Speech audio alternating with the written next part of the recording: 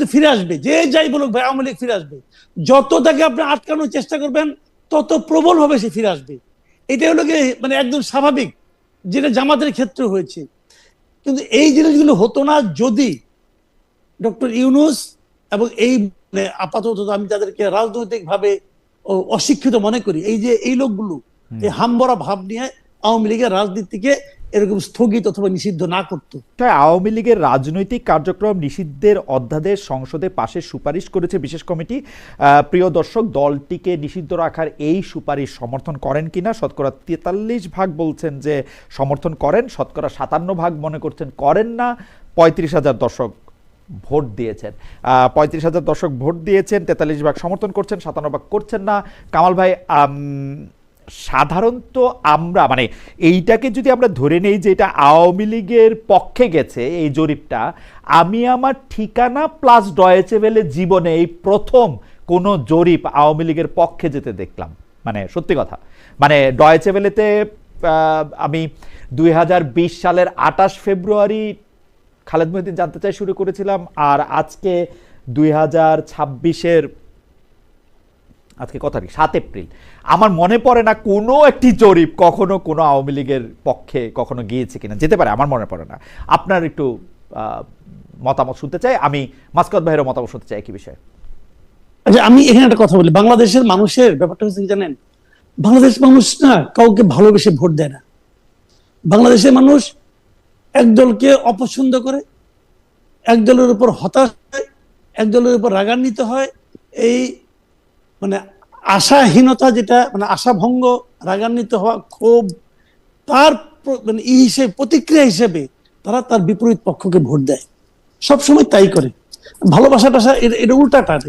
এখন এখানে যেটা হয়, যেটা আপনি দেখছেন, এটা হয়তো আপনি বলবেন যে না অনলাইনের জরিপ, এটা তো মানুষ অনেক সময় আওয়ামী লীগের লোক ভিড় করেছে, তা আপনি কি অন্যদেরকে বলছেন তোমরা আইসো না? তা তো বলেন নাই। আপনি তো আওয়ামী লীগের লোককে জিয়াফত করে নিয়ে আসেন নাই। আগে তো জামাতের লোক আসতো, আগে বিএনপির লোক, তারা আসে না কেন? আসে না মানে তাদের মনে করে তাদের মানে মঞ্জিলে মকসুদে পৌঁছে গেছে, আর তাদের এগুলো করতে হবে না। এখন তাদের প্রতি মানুষের যে প্রত্যাশা ছিল, যখন তারা সে প্রত্যাশাটা দেখছে যে আমার এই প্রত্যাশাটা মিটছে না অথবা মিটার কোনো নমুনা দেখতে পাচ্ছি না, তখন তারা বলে যে আগেই তো ভালো ছিল। তাহলে এইটা বলার কারণে তারা কিন্তু এই কাজগুলি করে। অথবা এমনও হতে পারে ওদেরকে একটা মানে বলার চেষ্টা করে তোমরা কিন্তু কাজটা ভালো করছো না, তাহলে কিন্তু আমরা আগেরদেরকে আবার পছন্দ করতে শুরু করব। এই মানসিকতাটা এখানে কাজ করে। আমি মনে করি এগুলোর থেকে সরকারের উচিত, যারা নির্বাচিত হয়েছেন, বিরোধী দলে আছেন, তাদেরও উচিত যে শিক্ষা নেওয়া, জনগণ আসলে কি চায়। কিন্তু তারা সেটা করবেন না, কারণ তাদের আশেপাশে যারা আছে তারা বোঝানোর চেষ্টা করবেন যে দেখেন এগুলো তো সব আওয়ামী লীগের লোকজন এখানে এসে লাগছে, তারা ভোট দিচ্ছে। কিন্তু তখন আবার নেতা জিজ্ঞাসা করবেন না তোমরা যে ব্যাখ্যাটা দিচ্ছ এই ব্যাখ্যাটা আগে কেন হলো না, এখন কেন হচ্ছে। নেতা এই কথাটা জিজ্ঞাসা করলে হয়ে যেত, হবে না। এটা এইভাবে চলবে, তারা এই বলতে মুখস্থ বলবে এগুলো আওয়ামী লীগের বট বাহিনী আসছে, তারা ভোট দিচ্ছে অনলাইনে, বলবে, বলে একজনের মানসিক শান্তি পাবে। তো এই মানসিক শান্তি আগেও পাই। আচ্ছা কামাল ভাই, এই প্রশ্নটা আপনাকে আমি প্রতিবার করি, এইবারও একটু করি। কামাল ভাই, আপনি তো আওয়ামী লীগের আমলে আওয়ামী লীগের কট্টর সমালোচকদের একজন ছিলেন, যতটুকু করা গেছে আপনি তার থেকে একটু বেশিই করছেন, আমি এরকমই বলি অনেক সময় মানুষের মানে কমফোর্ট জোন থেকে বাইরে আপনি সমালোচনা করছেন। আপনার কাছে কি মনে হয় যে আওয়ামী লীগের সমালোচনা আপনি যেসব কারণে করছেন তার কোনো একটা জিনিস আপনি যাদেরকে আওয়ামী লীগ বলেন তারা এন্ডোর্স করে, তারা মনে করে যে না এটা আসলে সমালোচিত হওয়ার মতো জায়গা, তাইলে আমরা বা আমরা আপনার কাছ থেকে এইটা কেন শুনবো যে ওই লোকদের প্রপার অধিকার, প্রপার সবকিছু, তাদেরকে কেন আমরা সেই পেটোয়া বাহিনীর অংশ হিসেবেই ভাববো না? যদি কেউ এই প্রশ্ন করে তাহলে আপনি এটা কি বলেন?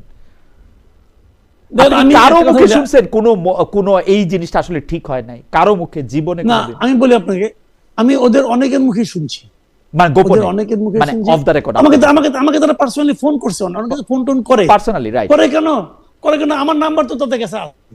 এখন তারা যদি আমাকে ফোন করে, আমি তো হ্যালো বলি, রাইট? হ্যালো বলার পর আমিও কথা বলি, কিন্তু আমার সাথেও কথা বলে, মানে আমার সাথেও কথা বলে, ভদ্রলোক করা ভালো জন। হ্যাঁ, এখন তারা বিরাট ভদ্রলোক ভাই। হ্যাঁ হ্যাঁ, এত ভদ্রতা আগে দেখি নাই, রাইট? যে করে।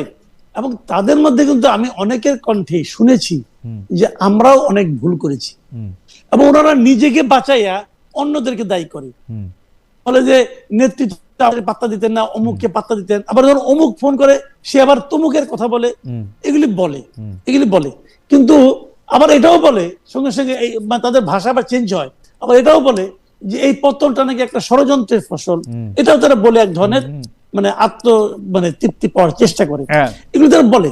কিন্তু বাস্তবতা যেটা, এই আওয়ামী লীগের, আমি যেটা মনে করি যে আওয়ামী লীগ কিন্তু মানুষের মধ্যে আওয়ামী লীগের প্রতি এক ধরনের সিম্প্যাথি কিন্তু ধীরে ধীরে বাড়ছে। এটা বাড়ছে কেন জানেন? এটা যতটা না আওয়ামী লীগের শাসন আমলের কথা মনে করে পড়ছে তা না, মানুষের একটা হিউম্যান নেচার আছে।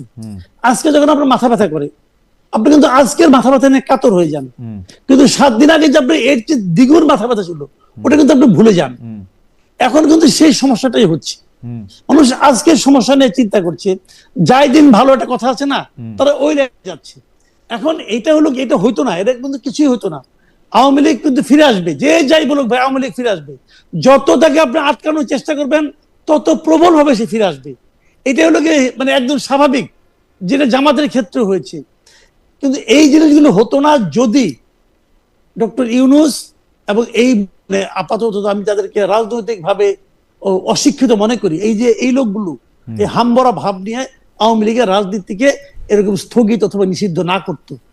আওয়ামী লীগ যদি ইলেকশন করতে দিতেন, আওয়ামী লীগ 10-12 আসন, যে জিনিসটা নেপালে হয়েছে, নেপালে তো তারা তো অলিকে আটকায় নাই, অলি ওপেন ছিল, ঘুরছে, ভোট চাইছে, তারা শিক্ষা দিয়ে দিছে। এই শিক্ষাটা যদি পাবলিক দিত তাহলে কিন্তু কোনো প্রবলেম হতো না, দেখতেন আওয়ামী লীগের কি।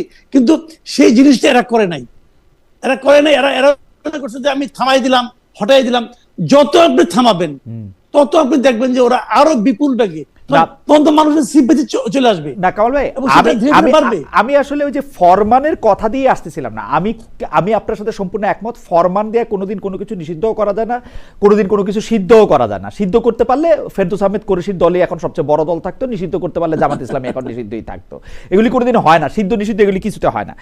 কিন্তু আমি আওয়ামী লীগের কথা বলতেছি, এই দলটা কি রিয়েলাইজ করে, বা এই দলটার সমর্থকরা কি রিয়েলাইজ করে? আপনি যেমন ব্যক্তিগত আলোচনায় তারা বলে আমাদের কিছু ভুলভ্রান্তি ছিল, কিন্তু ভুলভ্রান্তি ছিল ওবায়দুল কাদেরের, ভুলভ্রান্তি ছিল হচ্ছে সাবের হোসেন চৌধুরীর, ভুলভ্রান্তি ছিল মতিয়া চৌধুরীর, ভুলভ্রান্তি ছিল স্পিকার শিরিন শারমিন চৌধুরী, আমি জানি না আর কার চৌধুরীর, ভুলভ্রান্তি ছিল সালমান এফ রহমানের সবচেয়ে বেশি, আরাফাত সবচেয়ে খারাপ, শেখ হাসিনা নাকি ভালো লোক। অদ্ভুত কথা, ওরা এক একজন এক এক রকম খারাপ, শুধু শেখ হাসিনা এই কথা কিন্তু এখন প্রাইভেট আলোচনা, ব্যক্তিগত আলোচনাও বলে, শেখ হাসিনা কোনো দোষ ছিল না। এখন এই দলটার আমি ফরমানের কথা বলতেছি না, আপনি কি মনে করেন যে এই যে মানুষের সিম্পেথি তো আসলে মাহমুদুল্লাহ রিয়াদ অনেক সময় বাদ পড়ে গেছেন, এই কারণে আবার খারাপ খেলার জন্য বাদ পড়ছেন, আবার ফিরে আসছেন, কিন্তু উনি ভালো খেলে না। আফিফ হোসেন ধ্রুব এত খারাপ খেলছে যে ওরা নিতেই হয়েছে। এইটা আপনি কি বলবেন যে ফরমানের কথা যদি আপনি আলাদা করেন, আওয়ামী লীগের কোনো একটা আমরা উদ্যোগ দেখবো না যে না এটা ঠিক হয় না, খালি ষড়যন্ত্রের কথাই শুনবো আমরা? আমি একটা কথা বলি, আমার এখানে আমরা ছোট করে বলি, বুঝলি আমরা শেষ দিকে চলে আসছি তো, না আমি বড় করতে চাই আজকে অনুষ্ঠানটা, তো সেই জন্য একটু বলেন। জি, তাহলে আমি ডিটেইলে বলি। জি, বিষয়টা হলো এরকম, যদি আওয়ামী লীগের রাজনীতিটাকে আপনি নিষিদ্ধ না করতেন তাহলে কিন্তু এই দেশে আওয়ামী লীগ অন্যভাবে গড়ে উঠতো, এবং তখন এই ট্রেডিশনাল লিডাররা আর পাত্তা পাইতো না। কারণ হয়তো কি আপনি মামলা করতেন, এবং সেই মামলা আপনি যদি আওয়ামী লীগের যত নেতা আছে সবার মামলা থাকতো, তারা কেউ ইলেকশন করতে পারতো না। তাহলে যত লোক আছে, যত লোক এমপি ছিল, যত লোক এমপির জন্য মনোনয়ন চেয়েছিল, আপনি সবাই বিরুদ্ধে কিন্তু মামলা করার সুযোগ, তারা অপরাধী, আসলে তাদের যার অপরাধের কারণে মামলা হইতো। এবং মামলা হলে পরে তখন কি হইতো, আওয়ামী লীগের তৃতীয় এবং চতুর্থ সারির থেকে কেউ না কেউ ইলেকশন করতো। যখন তারা ইলেকশন করতো তখন কিন্তু একবার যখন করে ফেলতো, তখন কিন্তু এই যে তথাকথিত বিরাট আপনার বিগ ফিগার, এরা কেউ আর পাত্তা পেত না। আওয়ামী লীগ নতুন আওয়ামী লীগ হিসেবে আসতো, ওইটা কিন্তু ভালো। কিন্তু তার না করে যখন আপনি নিষিদ্ধ করে দিচ্ছেন, তখন কিন্তু যারা বাইরে আছে তারাই কিন্তু এখনো লিডার, তারাই কিন্তু এখন থেকে ফোনে বলে, ওইখান থেকে অনলাইনে বলে, এবং এদেরকে ইনস্ট্রাকশন দেয়, টাকা পয়সা পাঠায়। আমি আপনার এই বক্তব্যের সাথে শতভাগ একমত, এবং এটা শেখ হাসিনাও আসলে ক্ষমতা থাকতে চাইতেন, সেজন্য তিনি চেয়ারে থেকে ইলেকশন করতে চাইছেন আসলে।